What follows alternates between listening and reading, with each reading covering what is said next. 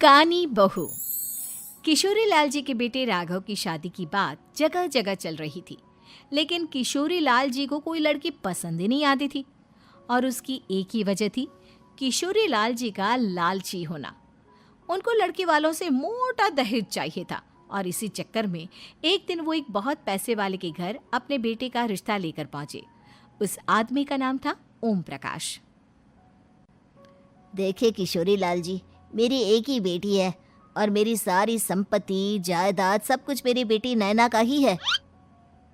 पापा, नाम से लगता है बहुत खूबसूरत होगी। कितना अच्छा नाम है ना, नैना। ओ, वैसे बात तो सही है आपकी। अब इतना पैसा है, जमीन जायदाद है, इकलौती बेटी, आप भी क्या करेंगे? सब कुछ उसे ही देंगे ना। बिल्कुल ठीक पहचाना आपने। बस बेटी की शादी और सारी जायदाद उसके नाम। पापा, बिना देखे हाँ कर दीजिए ना। इतना अच्छा रिश्ता फिर कहाँ मिलेगा? माला माल हो जाएंगे हम। मैं अपनी बेटी को बुलाता हूँ। अरे नहीं नहीं नहीं नहीं, आपकी बेटी का नाम नैना है, सुनकर ही लगता है बहुत सुंदर होगी। रहने दीजिए अंकल, मैं तो आपकी बेटी के नाम से ही इतना खुश हो गया हूँ कि उसे बिना देखे शादी करने को तैयार हूँ। अब तो मैं उसका चेहरा सीधे शादी के बाद ही देखूंगा। और इस तरह राघव नैना का चेहरा नहीं देखता और उससे शादी कर लेता है। शादी के बाद अपनी सुहाग रात पर जब राघव नैना का घूंघट उठाकर देखता है तो नैना की आंखें बंद थी। कितनी खूबसूरत हो तुम नैना, जरा अपनी आंखें खोलकर मेरी तरफ देखो तो सही। नहीं, मुझे शर्म आती है।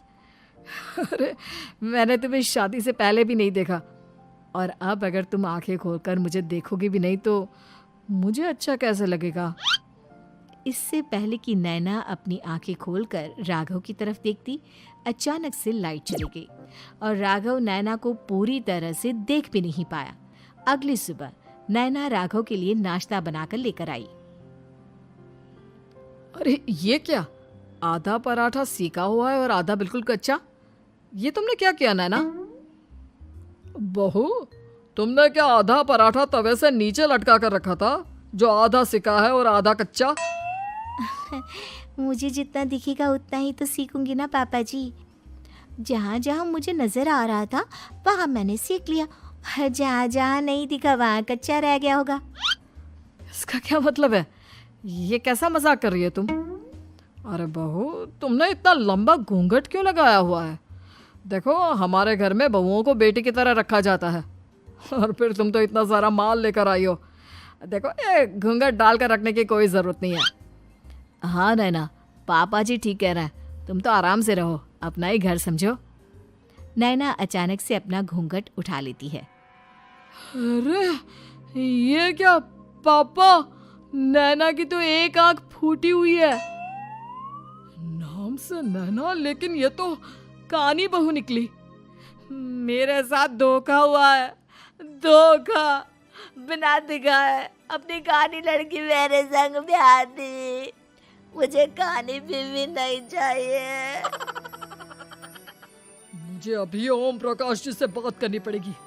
आखिर उन्होंने मेरे साथ ऐसा किया क्यों? अरे, आप लोगों ने ही तो पापा से कहा था कि आप लोग शादी से पहले मुझे देखना नहीं चाहते। अब मेरे पापा पर क्यों इल्जाम लगा रहे हैं?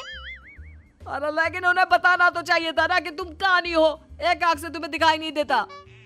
किशोरी लाल और राघव नाराज होकर ओम प्रकाश को अपने घर बुलाते हैं। पापा जी, ये आपने क्या किया? शादी से पहले बताया क्यों नहीं कि नैना की आंखों में परेशानी है? अरे, आप ही ने तो लड़की देखने से मना कर दिया था। अरे लेकिन आप बता तो सकते थे। आपको तो हमारी बेटी की प्रॉपर्टी चाहिए थी, वो भी पूरी की पूरी। अब क्या हुआ अगर उसे आधा दिखाई देता है? प्रॉपर्टी तो आपको पूरी मिल गई ना। अरे ये क्या बात हुई? मेरी शादी प्रॉपर्टी से नहीं, आपकी बेटी से हुई है। अब ये तो पहले सोचना चाहिए था, तब तो मेरी प्रॉपर्टी देखकर तुम्हारी जुबान लप लपा रही थी। लेकिन मैं कानी लड़की को अपनी बीवी बनाकर नहीं रख सकता। पापा, कुछ करिए ना आप। हाँ, करता हूँ। देखिए ओम प्रकाश जी, आप हमारे साथ ऐसा नहीं कर सकते। और तुम देखो, अगर तुमने मेरी बेटी से शादी तोड़ी ना, तो जो भी प्रॉपर्टी मैंने तुम्हें दी है वो तो पूरी की पूरी वापस ले ही लूँगा, और आधी प्रॉपर्टी तुम्हारी भी लूँगा। अरे मेरी आधी प्रॉपर्टी भला क्यों लेंगे आप? इसलिए क्योंकि मेरी बेटी को आधा नज़र आता है और उसकी नज़र अभी तक तुम्हारी आधी जायदाद पर ही पड़ी है। अब तुम उसे घर से निकालोगे तो कुछ तो लेकर जाएगी ना। और अगर हम आपकी बेटी को अपने घर की बहू बना कर रखे तो? तो तुम्हारी पूरी प्रॉपर्टी तुम्हारी ही रहेगी, और जो मैंने तुम्हें दिया है ना, उसमें से बस मैं आधा लेकर जाऊंगा। अरे लेकिन अब आप अपनी दी हुई प्रॉपर्टी में से आधी वापस क्यों लेकर जाएंगे? अगर मैं आपकी बेटी को अपनी पत्नी बनाकर रखने को तैयार हूं तो? इसलिए ताकि भविष्य में अगर तुम मेरी बेटी को धोखा दो तो उसके पास कुछ तो रहे जो पति का हो। वैसे मेरे पास तो बहुत कुछ है, लेकिन अपने पति की कोई निशानी तो उसके पास होनी चाहिए ना। अब अगर तुमने मेरी बेटी को कानी कहा तो तुम्हें प्रॉपर्टी भी कानी ही मिलेगी, पूरी नहीं। जमाए राजा। किशोरी लाल और राघव समझ चुके थे कि वो बुरी तरह फंस चुके हैं और अब उनके पास वहां से निकलने का कोई चारा नहीं है। अब समझ में आया ना, लालच बुरी बला होती है। एक तो तुम्हें प्रॉपर्टी मिली, ऊपर से बीवी मिली, उसमें तुम्हें नखरे भी दिखाने हैं। आए बड़े, चुपचाप बैठो दोनों। कुछ दिनों के बाद नैना राघव की कार लेकर बाजार घूमने निकलती है और जब कार लेकर वापस आती है, ये क्या? एक तरफ से मेरी गाड़ी पूरी खराब हो चुकी है। लगता है तुमने मेरी गाड़ी को किसी दूसरी गाड़ी के साथ एक्सीडेंट किया है। अरे अरे कितना बड़ा नुकसान कर दिया तुमने बहू। वो क्या है ना पापा जी, मुझे एक आंख से दिखाई नहीं दे रहा था, सामने से गाड़ी आ रही थी। मुझे तो सिर्फ आधा ही दिखाई दिया और वो गाड़ी मेरी कार से रगड़ते हुए निकल गई। अब मैं क्या करूं बताओ? आप इसे ठीक कराने के पैसे कौन देगा? तुम्हारे पापा। तुमने मुझसे इस तरह से बात की? अभी रुको।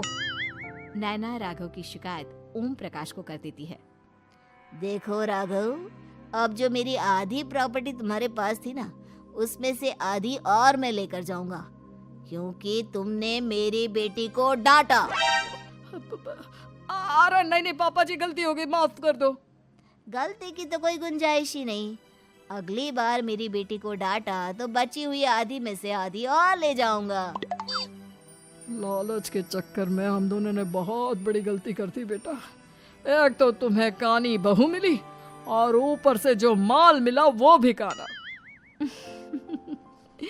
इस तरह राघव की हर एक गलती पर ओम प्रकाश उसकी प्रॉपर्टी का आधा आधा हिस्सा लेकर अपना सारा माल वापस ले गया और राघव को कानी बीवी से काम चलाना पड़ा। भाई लालच वाकई में बुरी बला है।